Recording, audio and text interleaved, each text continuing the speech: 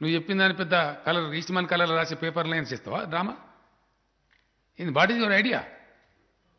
ఎవరిని బ్లఫ్ చేస్తూ? చంద్రబాబు నాయుడు అంత డర్టీయెస్ట్ పాలిటీషియన్ ఈ దేశంలో ఎవరు లేడు. డెఫినెట్గా చెప్తున్నాను ఈ మాట. ఏం మాట్లాడతాడండి?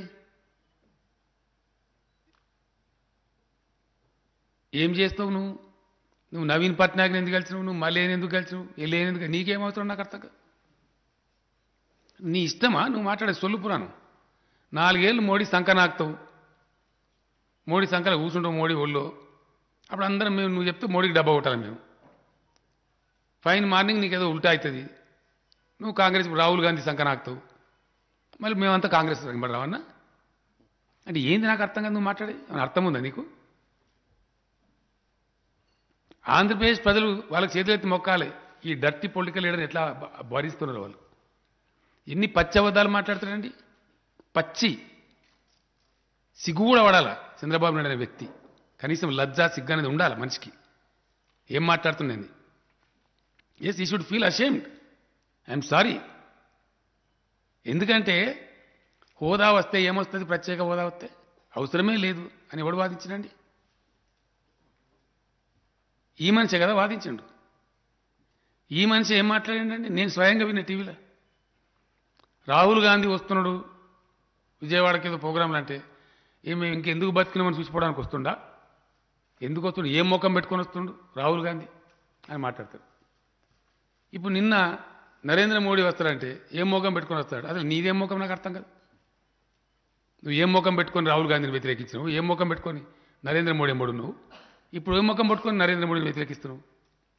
నీకు పాలసీ, ఓ పద్ధతి, ఓ కన్సిస్టెన్సీ ఉందా నీకు? ఒక మాట మీద నిలబడే తత్వం ఉందా? ఒక మనిషిలాగానే మాట్లాడుతున్నావాను? ఏంది అసలు నాకు అర్థం కాదు.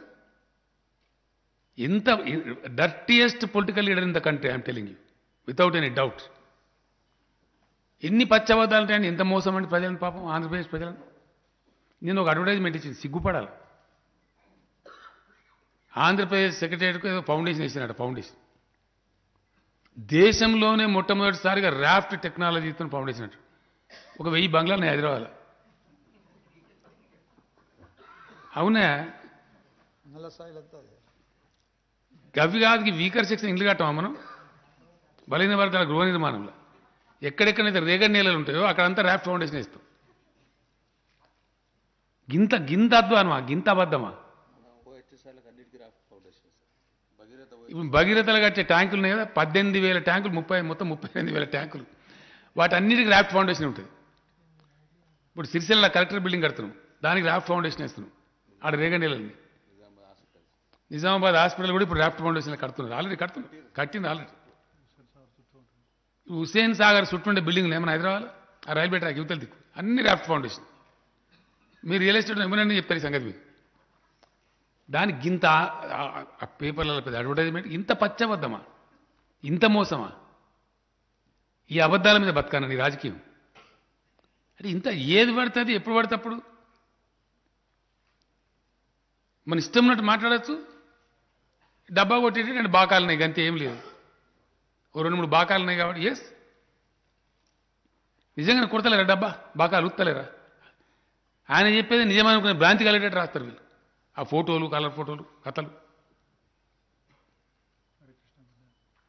ఎంత ఎంత దుర్మార్గం మనిషి అండి. Use and throw number 1. మొన్న పాపం అమాయకురాల అమ్మాయిని తీసుకొచ్చి హరికృష్ణ బిడ్డను పెట్టాడు. హరికృష్ణ సావును కూడా హరికృష్ణ శవం మీద పేరాలు ఏరుకున్న రాజకీయం కాదు చంద్రబాబు నాయుడిది. అవునా కదా? ఇప్పుడు ఏమైనా చేస్తావా అమ్మాయికి? నీకు నిజాయితీ ఉందా? ఏం చేయడు. అంతకుముందు హరికృష్ణ లేదు, హరికృష్ణ బిడ్డ లేదు. ఆయన జావంగానే దాని మీద సొమ్ము చేసుకోవచ్చు అని చెప్పి ఆయన సావు సింపతిని సొమ్ము చేసుకోవచ్చు అని అంత నీచ రాజకీయ నాయకుడు. ఇంతగా నీచత్వం ఉంటుందా? ఇప్పుడు ఏమైనా చేస్తారా మరి అమ్మాయికి? చేయడు, డెఫినెట్గా చేయడు. అంటే వాడుకోవాలి, ఆ ఎలక్షన్ మంది పనికొస్తే వాడుకోవాలి, లేకపోతే వదిలేశారు, ఫినిష్. ఇంత రాక్షసంగా, ఇంత నీచంగా సుప్రీంకోర్టు తీర్పు వచ్చిన రోజులు అయిందండి. అసలు హైకోర్టు విభజన మీద కూడా ఇప్పటికి 45 రోజులు అయింది. నువ్వు ఎక్కడ పండుకున్నావు? సుప్రీంకోర్టు జడ్జిమెంట్ ఏమైనా ఫ్లౌట్ చేస్తారా? ఇంకా ఎబో సుప్రీంకోర్టు ఏమైనా ఉంటుందా ఇండియాలో? దాన్ని చేయాలంటే ఓన్లీ రాజ్యాంగ సవరణని పార్లమెంట్ చేయాలి, ఇంకెవ్వరు చేయలేరు. సుప్రీంకోర్టు తీర్పు వచ్చి నీ కోర్టు ఎప్పుడో సెపరేట్ అయిపోయింది, జనవరి 1 నుంచి పోవాలని చెప్పి నీకు తెలియదా? నువ్వు ముఖ్యమంత్రి కాదా? నీకు చీఫ్ సెక్రటరీ లేదా చెప్పడానికి పరిజ్ఞానం లేదా? హడావుడు ఎట్లయిద్దండి ఇది? ఇంకో మాట ఏంటంటే, నువ్వు ఎన్ని రోజులు బ్లఫ్ చేస్తావు? నేను ఇలా అసలు సంగతి చెప్తున్నా. ఇప్పుడు ఏం చేస్తానండి, దిక్కుమాలిన శ్వేతపత్రాలు విడుదల చేస్తాను. అలా ఏం డబ్బా కొట్టుకుంటాడు? ఎందో చేసినట్టు, ప్రపంచంలో ఇక్కడ చేయనట్టు, వేరే రాష్ట్రం చేయనట్టు డబ్బా కొట్టుకుంటాడు. ఇంకో పక్కన నేను శిల్ప సంఘం, నాకు ప్రత్యేక హోదా కావాలి. నీ హోదా కరెక్టా, నీ శ్వేతపత్రం కరెక్టా? ఏది కరెక్ట్? ఏది నమ్మాలా జనం? ఇంత బ్లఫా? ఇంత పెద్ద మోసమా? నేను మీడియాని కూడా ప్రార్థిస్తున్నా, దయచేసి ఇంత డర్టీ రాజకీయ నాయకులను చీల్చి చెండాడాలి మీరు. ఎవరైనా కావచ్చు, ఏ పార్టీనా కావచ్చు. మంచిది కాదండి, సమాజానికి మంచిది కాదు. ఇటువంటి దుర్మార్గపూరితమైనటువంటి, విషపూరితమైనటువంటి పచ్చి అబద్ధాలతో కూడుకున్న రాజకీయం ఎవరికి కూడా శ్రేయస్కరం కాదు, ఇది మంచిది కాదు.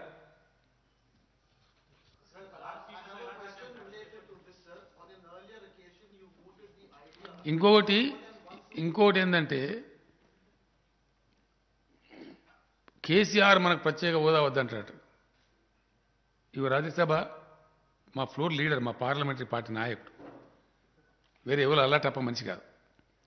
డాక్టర్ కె కేశవరావు రాజ్యసభలో ఈ వెంట ఆన్ రికార్డ్, దయచేసి ఆంధ్రప్రదేశ్కు ప్రత్యేక హోదా ఇవ్వండి, మేము తెలంగాణ వాళ్ళ మీద సపోర్ట్ చేస్తున్నాము.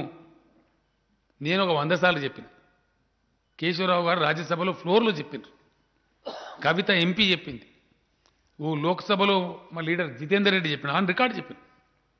మేము చెప్పింది బయట కాదు, బజార్లో కాదు, లోక్సభలో చెప్పినాం, రాజ్యసభలో చెప్పినాం.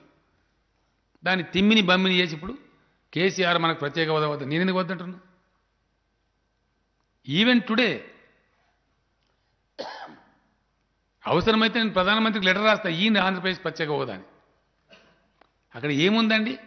యాక్ట్లో ఒక సత్యం ఉంది, మేము అదే చెప్పినాం. యాక్ట్లో ఒక సత్యం ఏమిటంటే, రీఆర్గనైజేషన్ యాక్ట్ సెక్షన్ 94 మీరు రాసుకోవాలి.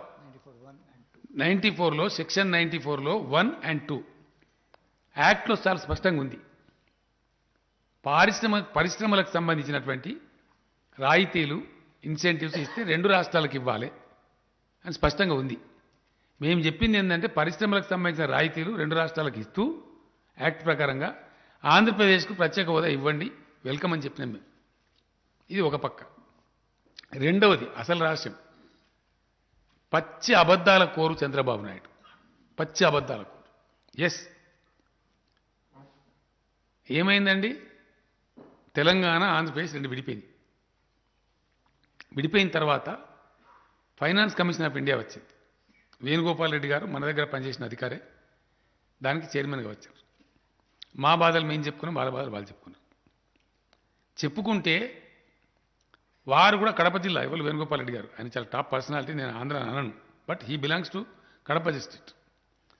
ఆయన కూడా దయదలిచి, సరే కొంత హైదరాబాద్ పోవటం వల్ల ఒక అపోహ, అతను ఏమైంది పక్క పెడితే, పోవటం వల్ల కొంత వీళ్ళకి ఆదాయం తగ్గే ఆస్కారం ఉంటుంది, అందుచేత వీళ్లకు ఒక 5 ఏళ్ల పాటు ఈ ఫైనాన్స్ కమిషన్ రిపోర్ట్ వర్తించని రోజులు కొంచెం డెఫిసిట్ బడ్జెట్ ఉండే అవకాశం ఉంటుంది, లోటు బడ్జెట్ ఉండే అవకాశం ఉంటుంది. కాబట్టి వీళ్ళకు ఒక 24,000 కోట్లు ఈ 5 ఏళ్లలో ఇవ్వండి అని చెప్పిండు. యథాతథంగా కేంద్రం దాన్ని అమలు చేస్తూ ఉంది. అలా తెలంగాణకు ఎంత వస్తుందో ఉజ్జాయింపుగా లెక్కగట్టి దానికి సమానంగా కేంద్రానికి రికమెండ్ చేసిండు. కేంద్రం ఆ డబ్బులు ఇస్తుంది. Where is the deficit mister Chandrababu Naidu? I'm asking you, is it not a fact that Finance Commission of India has recommended 24,000 crores for you and Government of India is giving you that money? అబద్ధమా ఇది? నిజం కాదా? ఆ డబ్బులు నువ్వు తీసుకుంటలేవా? మరి నువ్వు ఎందుకు బీదారు పరుస్తున్నావు?